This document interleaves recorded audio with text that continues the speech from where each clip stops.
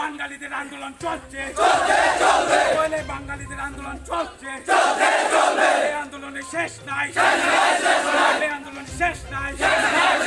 রঞ্জিত দাসের রক্ত, রঞ্জিত দাসের রক্ত, রঞ্জিত দাসের রক্ত।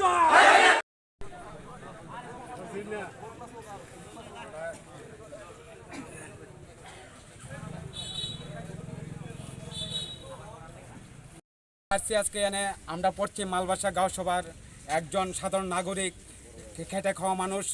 গতকালকে রাত্রেবেলা সন্ধ্যা 6:30 প্রায় 7:30 এইরকম অবস্থার মধ্যে, এইরকম সময়ের মধ্যে বুরবিয়া এলাবাজার গেছিল তরকারি লিয়েছিরা বেচে যাওয়ার সময় তখন রাস্তার মধ্যে দুষ্কৃতীরা আক্রমণ করছে। আক্রমণ করে 3 জন তারা আসলো, 3 জনের মধ্যে একজনে পুরা মেরে লেছে।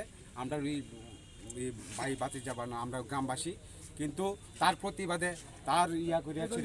আজকে একের পর একজন পুরা মালবাসা খালি আছে গা, ওই মালবাসার যত লোক আছে সব মানে ওখানে করতে গেলে ট্রাইবেল বাঙালি কথা। আপনাদের দাবি কি? আমরা দাবি রঞ্জিত যে আসামি তার উপযুক্ত শাস্তি এবং 24 ঘন্টার মধ্যে তারে গ্রেপ্তার করতে হবে, নাহলে আমরা বিকল্প ব্যবস্থা এবং আমরা আন্দোলন। এই হুঁশিয়ারি আপনারা কাকে দিচ্ছেন? আজকে খুন হয়েছে, এই লোকটার সঙ্গে কারো না রাজনৈতিক শত্রুতামি আছে না কোনো কিছু আছে। হ্যাঁ সাধারণ একটা নাগরিক, কাজ করে ভাত খা, হ্যাঁ কৃষি কাজ করে।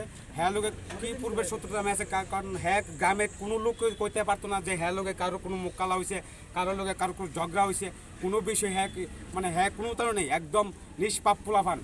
হ্যাঁ রে আজকে রাতের অন্ধকারে এইভাবে খুন করছে। আজকে একের পর এক খুন না, তারা যা কিছু মন চায় তারা তাই করতেছে। আর আমরা ট্রাইবেল বাঙালি যারা আছে তারা পিছিয়ে শুধু আমরা খালি পিছন দিকে আইতেছি। হয়তো আমরা কেউ কেউ যারা প্রভাবশালী ব্যক্তি আমরা গ্রাম থেকে আমরা শহরের দিকে আইসে আমরা ছেলে মেয়ের প্রতিপালন করি, কিন্তু আমরা যারা গরিব মানুষ গ্রামে বসবাস করি তারা তো আমরা কই যাবো, আমরা যাওয়ার জায়গা নাই। এবারে উগ্রমতি মাল এখানে থাকতেইব, তারপরে কেউ মারলো যাই কিছু হোক আমরা এখানে থাকতে তুলে আমরা লড়াই করে থাকতেইব।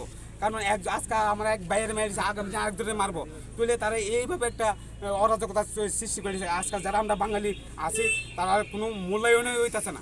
কিন্তু আজকে হঠাৎ করে একটা ঘটনা হইলো, এই ঘটনার পরিপ্রেক্ষিতে আজকে যে পরিবেশ তৈরি হয়েছে, না আমরা যাই পাহাড়ের দিকে না তারা আইবি বা কী করিয়া, আমাদের তো কোনো রাস্তা নাই।